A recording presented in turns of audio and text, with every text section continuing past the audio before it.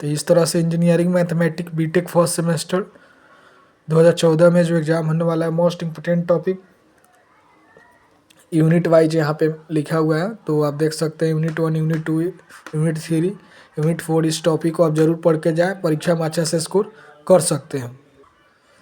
उसके बाद यूनिट 4 में भी यहाँ पे बहुत सारे टॉपिक मेंशन किया हुआ है, इसको कि आप देख सकते हैं वेक्टर कैलकुलस।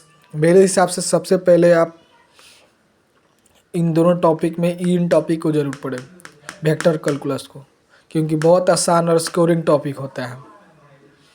और उसके बाद हायर इंजीनियरिंग मैथमेटिक्स जो खाना पब्लिकेशन का बुक आता है BS अग्रवाल का, उसको आप पढ़ के जाएँ, क्योंकि वहाँ से कभी कभी एग्जाम्पल से क्वेश्चन और एक्सरसाइज से भी क्वेश्चन आता है एग्ज़ाम में, और कुछ प्रॉब्लम्स बना ही के जाए।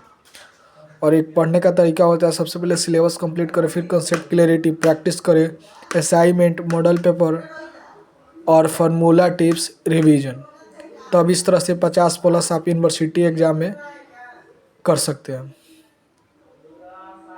तो जो भी बचा हुआ समय है इस टॉपिक को पढ़े और इंजीनियरिंग मैथ में कैरी लगने से बचे, क्योंकि मैथ का जो सब्जेक्ट है उसका क्रेडिट 4 है, तो इसमें अच्छा स्कोर करेंगे तो एक बहुत अच्छा स्कोर आपको आ सकता है।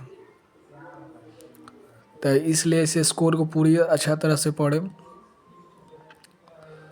और अच्छा करने की कोशिश करें, क्योंकि और जैसे हम सबसे पहले बता रहे थे कि इस टॉपिक पहला यूनिट और दूसरा यूनिट कन्फर्म पढ़ के जाए, क्योंकि इनमें कुछ ऐसे टॉपिक जो हैं आपसे एग्जाम में एकदम क्वेश्चन आएगा ही आएगा उससे। उसके बाद जो तीसरा यूनिट है एल हॉस्पिटल रूल और टेलर्स वाला, पढ़ के जाए, बिल्कुल सवाल आएगा। और बीटा गामा फंक्शन, इससे भी इंटीग्रेशन का सवाल आएगा। उसके बाद चौथा यूनिट में आप पार्शियल डिफरेंशियल इक्वेशन पढ़ ले, वरना टेलर सीरीज का एक्सपेंशन फॉर्म जो 2 वेरिएबल में है उसको ज़रूर पढ़ के जाए, क्योंकि उससे भी सवाल आता है।